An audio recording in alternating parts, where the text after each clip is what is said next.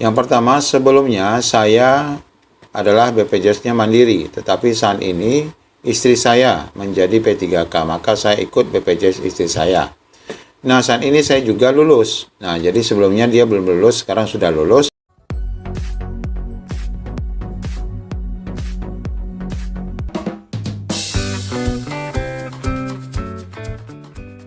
Assalamualaikum warahmatullahi wabarakatuh. Apa kabar Bapak Ibu semuanya?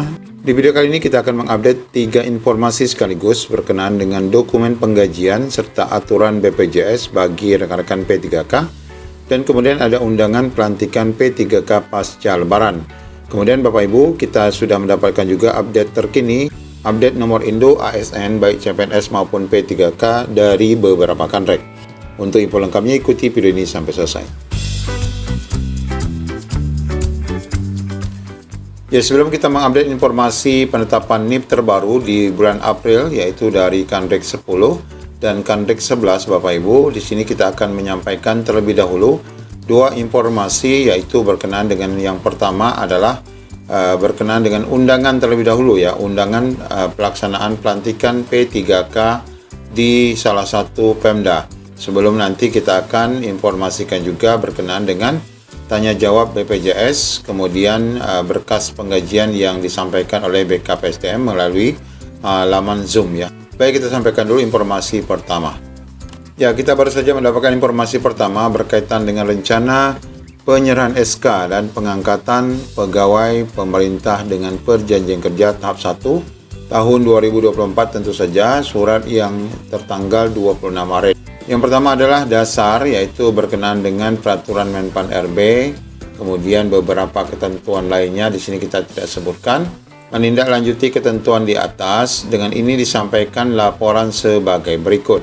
Bahwa pertama, peserta seleksi P3K tahap 1 yang dinyatakan lulus dan diusulkan penetapan NIP 3K adalah sejumlah 3.324 orang dengan rincian sebagai berikut.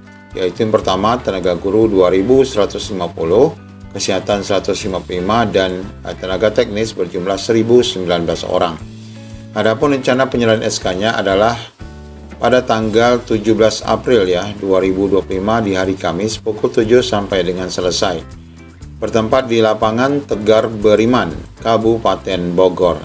Selamat ya bagi Bapak Ibu di kawasan Kabupaten Bogor yang dalam penetapan prakteknya memang sudah selesai 100%. Ini akan dihadiri oleh Wakil Kepala BKN Pusat, Kepala Kantor Regional 3 Bandung, dan Direktur PT Taspen Cabang Bogor.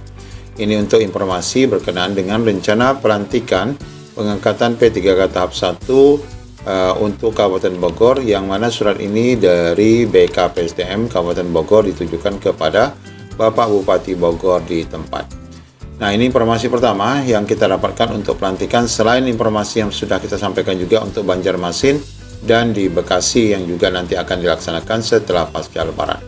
Kemudian Bapak Ibu, informasi kedua berkenaan dengan berkas penggajian via Zoom yang disampaikan oleh BKPSDM, bahwa Bapak Ibu yang nanti akan menerima SK berkaitan dengan penggajiannya ini dimohon kepada Bapak Ibu dapat mempersiapkan berkas sebagai berikut.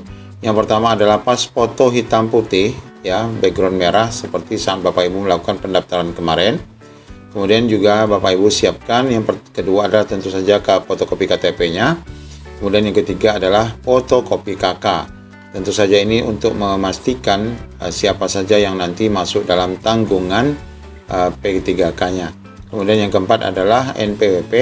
Setiap pegawai memang nanti diminta untuk NPWP dan harus ada pelaporan wajib pajak bagi Bapak Ibu. Kemudian yang kelima adalah bukti kepesertaan BPJS yang sudah punya, pastikan tidak ada tunggakan ya Bapak Ibu. Kemudian yang belum ada akan dibuatkan secara kolektif. Bapak Ibu, untuk berkenaan dengan BPJS ini kita ada informasi tanya jawab ya yang disampaikan kepada BPJS, dan di sini langsung ada jawabannya. Mari kita simak. Yang pertama, sebelumnya saya adalah BPJS-nya Mandiri, tetapi saat ini istri saya menjadi P3K, maka saya ikut BPJS istri saya. Nah, saat ini saya juga lulus. Nah, jadi sebelumnya dia belum lulus, sekarang sudah lulus.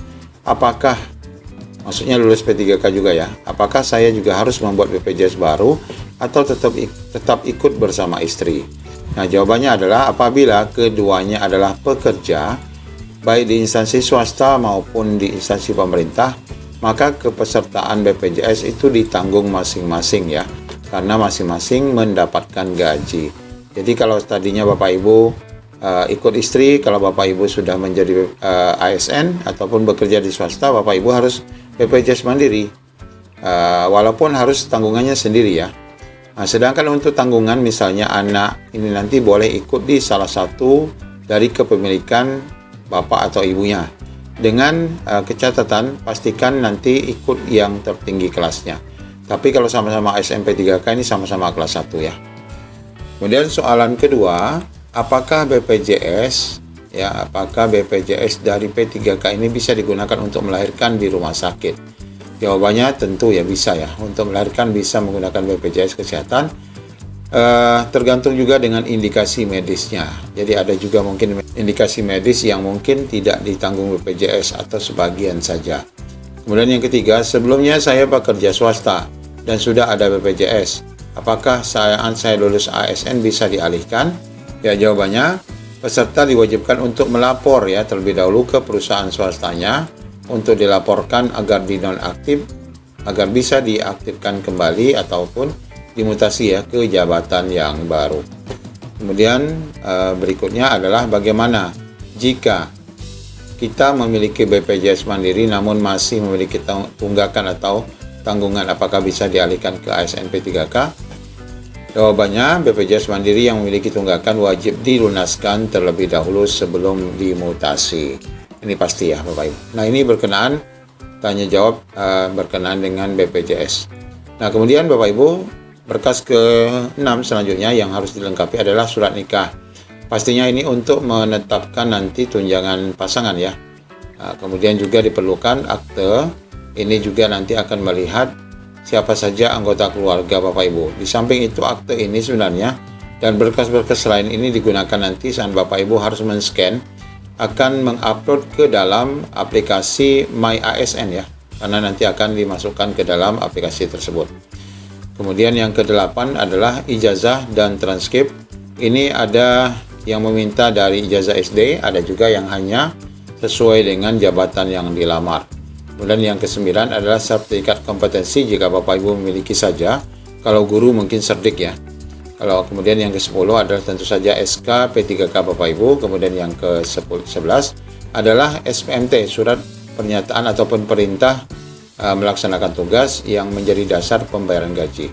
Kemudian yang ke-12 adalah SKUM PTK, ini namanya SKUM PTK, ini adalah untuk dokumen tunjangan yang nanti akan diberikan oleh BKD saat pemberkasan Bapak Ibu ya. Nah, ini adalah beberapa dokumen yang mesti Bapak Ibu siapkan nanti saat penggajian P3K Bapak Ibu dan beberapa aturan BPJS Kesehatan. Nah, kemudian Bapak Ibu kita akan cek informasi selanjutnya berkenaan dengan penetapan NIP ya.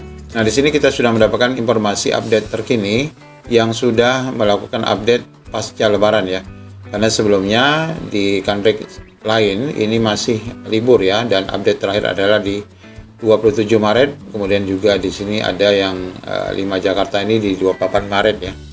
Jadi belum ada yang terbaru. Yang terbaru setelah kita cek hanya di Kanrek 10 dan 11. Kanrek 10 ini cukup baru, yaitu semalam ya, di tanggal hari ini ya, di tanggal 3 April. Mari kita cek untuk CPNS dan P3K sekaligus. Untuk CPNS ya, update terkini penetapan NIP-nya adalah yang sudah 100% di daerah Bali adalah di Kabupaten Jemberana, kemudian di Kabupaten Bangli, kemudian di Tabanan, sedangkan Gianyar ini 76, 27 di Karangasem, 10% di Provinsi Bali, 2% di Kelungkung, dan Buleleng 2%. Jadi masih sedikit ya. Yang lain masih kosong. Kemudian untuk di NTB-nya yang 100% adalah di Lombok Tengah dan Kota Mataram. Yang lainnya masih di bawah 50% ya. Kemudian untuk di NTT yang 100% baru di Nagekeo ya. Yang lainnya masih 28%, 21 dan 8 serta lebih kecil dari itu. Kemudian kita lihat untuk P3K. Untuk P3K update 3 April 2024 ini 2025 ya. Yang sudah 100% di Provinsi Bali, yaitu di Bangli ya, Kabupaten Bangli, karena memang hanya satu ya. Kemudian yang cukup banyak di Provinsi Bali ada 4.000, ini sudah 86%, cukup banyak. Buleleng 3.000-an lebih, sudah 67%. Kemudian 55% di Denpasarnya, ini cukup banyak juga, 3.000-an. P3K gabungan ya, ini tidak disebutkan teknis ataupun nakes ya. Kemudian untuk di Tabanan 53, 50 di Jemberana, 36 di Kelungkung, kemudian yang lainnya di bawah 30%. Kemudian di NTB 79 di Lombok Timur, kemudian 67 di Sumbawa Barat, 48 di Mataram, 17% di Lombok Utara, sedangkan yang lainnya di bawah 17%. Kemudian yang di NTT yang cukup besar adalah 31 di Malaka, 23 di Flores Timur, dan 16 di Saburajua. Yang lainnya masih di bawah 13%. Kemudian untuk di Kanrik 11 ini juga sudah mengupdate, ini per 30 ya, per 30 Maret. Yang sebelumnya di 28, ini yang di 30 Maret. Kita lihat yang di P3K-nya saja, yang sudah 100% ataupun yang persentasenya sudah ada ya. 81% ini di Tidore Kepulauan, kemudian 37% di Manado, kemudian 80% di Maluku Utara, 23 di Sangihe, kemudian 56 di Halmahera Selatan, kemudian 99% di Pulau Marotai, 100% di Halmahera Timur, kemudian 100% juga di Bonge Bolango ya. 87 di Halmahera Tengah, 43 di Gorontalo Utara, dan 59 di Pulau Taliabu. Sedangkan 27% di Tomohon ya. Kemudian 48% di Minahasa Selatan, 91% di Kota Mobagu, 73 di Kepulauan Talaud, 81 di Bolang Mangondau, kemudian 99 di Bolang Mangondau Utara, 100% di Bolang Mangondau Selatan, 100% juga di Bitung. Kemudian 99 di Gorontalo, 98 di Ternate, kemudian Bolemo 100%, Halmahera Barat 100%, dan Halmahera Utara 100%. Nah, ini untuk P3K yang kita lihat ya, sini yang 100% ini sudah kita harapkan dapat pelantikan setelah Lebaran, menyusul Kota Bogor, Kabupaten Bogor, kemudian Bekasi, dan Banjarmasin. Demikian sementara update yang dapat kita sampaikan, 3 informasi P3K bagi Bapak Ibu. Demikian, Assalamualaikum warahmatullahi wabarakatuh.